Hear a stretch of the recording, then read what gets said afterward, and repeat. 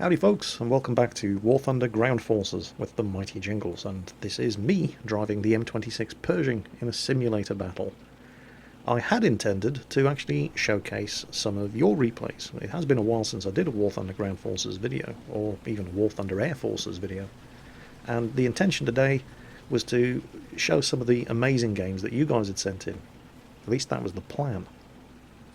So I popped into my Gmail inbox, filtered out everything that wasn't War Thunder related, and spent about an hour going through a couple of hundred email submissions of War Thunder replays, selected half a dozen or so of the most potentially interesting air and ground battle replays, dropped them all into the War Thunder replay folder, and flashed up War Thunder for the first time in about 3 or 4 days.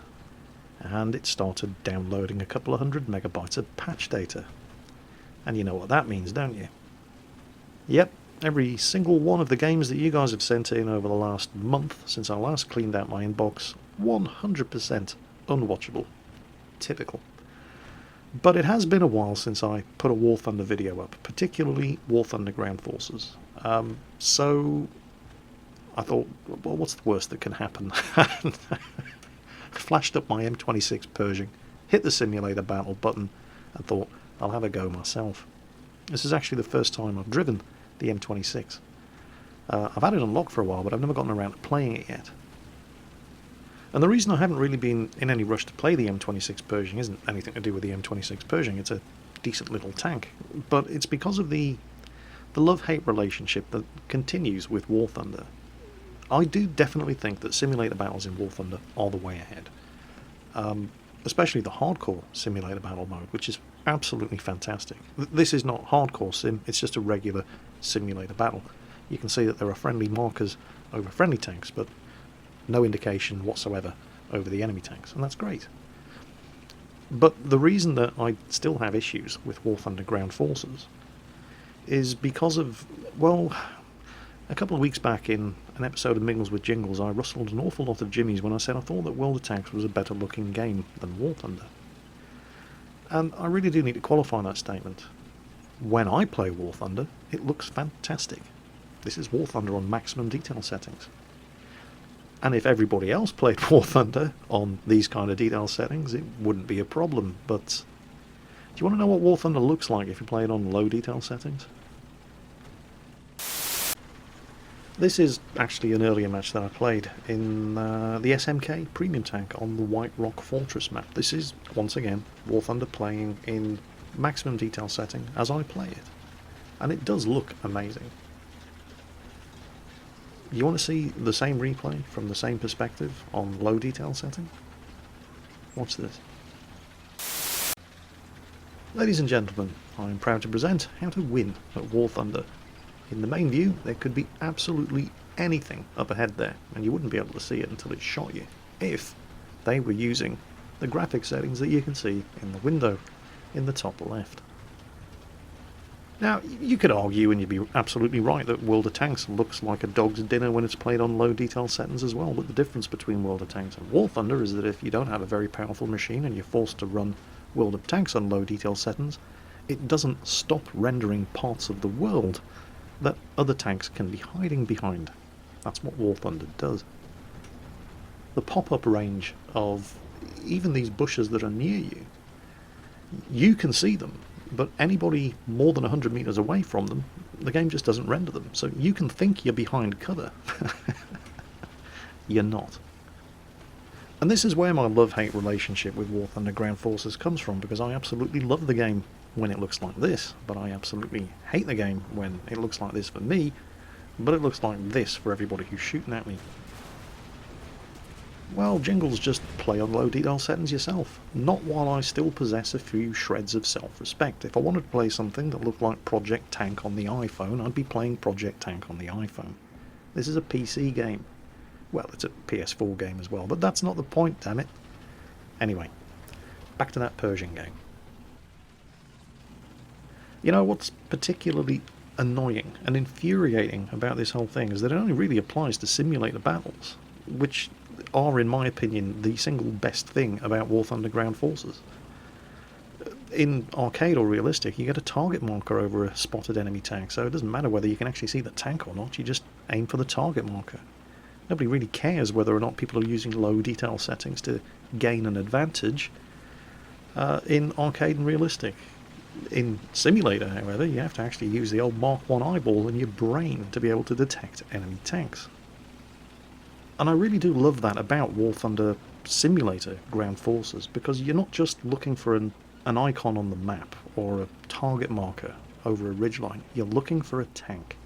You have to think about where they're likely to be, and if the enemy tank is making intelligent use of concealment, then you have to look for signs indicating where that tank is going to be. Look for muzzle flashes, look for the amount of smoke and dust that gets kicked up when they fire their gun from behind concealment.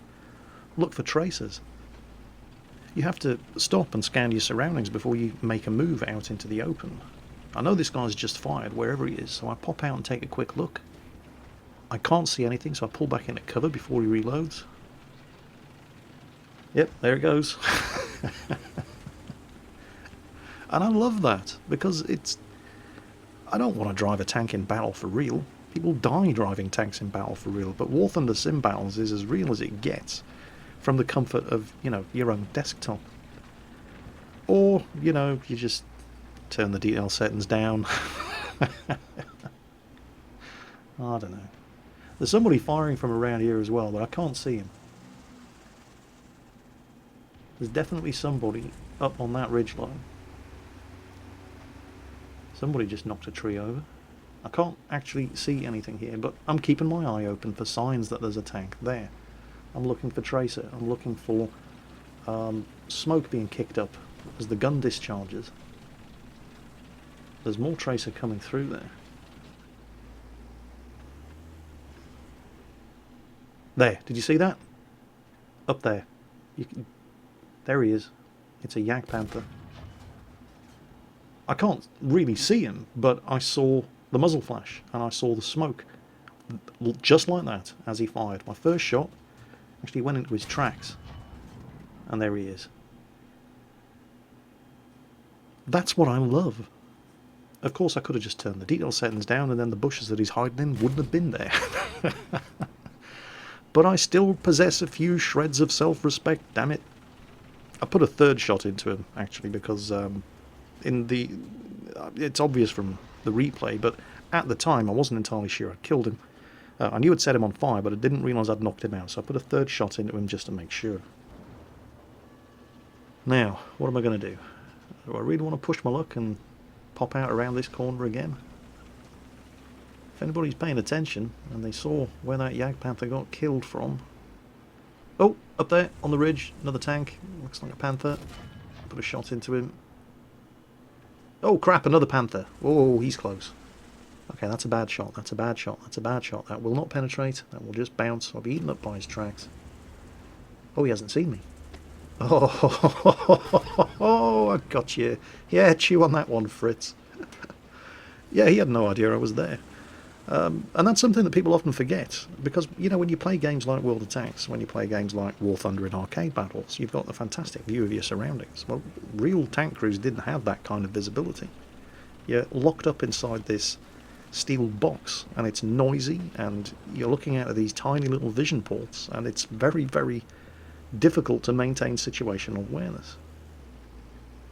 The default view in War Thunder Sim Battles is something of a concession to gameplay rather than being 100% realistic. It simulates the tank commander with his head popped out of the top of the hatch on top of the tank. Oh crap, another one. Oh, good hit. Didn't kill him, but I do remember that when I fired that shot, I mean, it says that I set him on fire. I didn't kill him, set him on fire, damaged his ammo rack, damaged his engine, and set his fuel tank on fire. He was obviously quick on the fire extinguisher because he seems to have gotten away with it.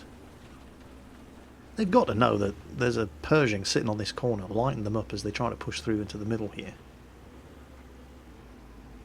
Risk another look. Don't know where he went. I love this about sim battles. It's difficult to convey the sense of tension that you do actually experience when you're creeping around a street corner in one of these tanks. The Pershing was a well-armoured tank, but it was only well-armoured from the front. And if Oh, is he dead? Better safe than sorry. Oh, he wasn't dead. Well, he is now. Oh, that was close. He's pointing his gun right at me. Where's this IS-2 going? Come on, make your mind up. Backwards, forwards. He... As I said, better safe than sorry. The IS-2's just pumped a shot into the Panther that I just killed, but if you can see an enemy tank sitting in the middle of the road and you don't know if he's alive or dead, put a shot into him. It's going to cost you 1 round of ammunition. It's better than losing your tank because you think, yeah, he looks dead to me, and then find out he isn't. So, yeah. This really was a tense game. I mean, just look at what I'm driving through here. I can't see my hand in front of my face. Knowing full well that if anybody's playing on low detail settings, they will be able to see me advancing across what to them is going to look like open ground. But it's worth it. It's worth it because of the sense of immersion that it gives you. Even if it means that you can't really be competitive when you're playing against people who may be playing on lower detail settings. Something's been hit up there, you can see it burning. Oh! It looked like self-propelled anti-aircraft gun just opened up from the ridgeline, shooting at something. Probably the Kugelblitz. Didn't know it was the Kugelblitz at the time because this is a replay, you can see the team list, but I knew there was something up there. So rather than just pushing up over this ridge, we're going to use our gun depression and the gun sight to have a look. Make sure I'm not going to get lit up as I come over the top here. You know, doing what a real tank driver would do. Didn't see anything. Something's been hit up there. We've pretty much got this game. The team did really well. One of the IS-3 drivers in particular finishes this with 8 player kills, which is pretty impressive in a simulator battle. But what I don't want to do is just be reactive. I don't want to just sit in the cap and wait for the enemy team to counterattack. So what I'm trying to do here is to push on beyond the cap to ensure that the guys in the cap circle don't get interrupted. And, you know, I want to kill some more tanks as well. Something burning up there. But I don't see any enemy tanks, which is kind of worrying. What was actually happening right now was, you can't see it on the minimap from the replay, but while I was playing the game, the map was telling me that there was an enemy tank right in front of me, and for the life of me, I just could not see him. I don't know what the hell was going on. There is not an enemy tank there, or if there is, he got killed by somebody else. And he stayed on the map for a few seconds afterwards. Anyway, I'm going to move up. I don't want to be sitting down here just getting shot at if anybody decides to counterattack and try to defend the cap over that ridgeline. So I'm going to call in an artillery strike on the windmills up ahead to the right and push up here in order to spoil any kind of counterattack that the enemy team mount. Mortar fire going in. Scan the opposite ridge. Anything over there is definitely within killing range. You can see we've got an IS-3 down there in the cap circle, so I need to get up here. There's that burning Jagdpanther. Still burning. Oh, friendly M26. This is good. Safety in numbers and all that. Teamwork is a very, very important thing in real life and in simulator games like this, because it gives the enemy something else to shoot at. Something that isn't me, so I'll quite happily let that guy go first. He seems to have a more powerful engine than me anyway. Also, you can use teammates. It's an extra pair of eyes. He seems to have spotted something. I didn't see anything. What's he interested in? He's firing at something. Oh, there it is. It's another Panther. See the difference between the view poking your head out at the top and the gun sight view. The gun sight, I can just about hit the turret top. I did actually do some damage to that Panther, but he got a return shot in. Doesn't matter. He's dead. And that is pretty much it. I mean, I didn't realise it at the time because with the benefit of looking at the replay, you can see exactly how many tanks are left on the enemy team. They've got one Panther left. And he wasn't interested in coming out to fight. So we've got this. So that was 3 kills and 1 assist in War Thunder Ground Forces Simulator Battle. However, it's War Thunder Ground Forces Simulator Battle in hard mode, because I have chosen, because my machine is powerful enough, and I do possess a few scraps of self-respect, I have chosen to play the game on maximum detail settings.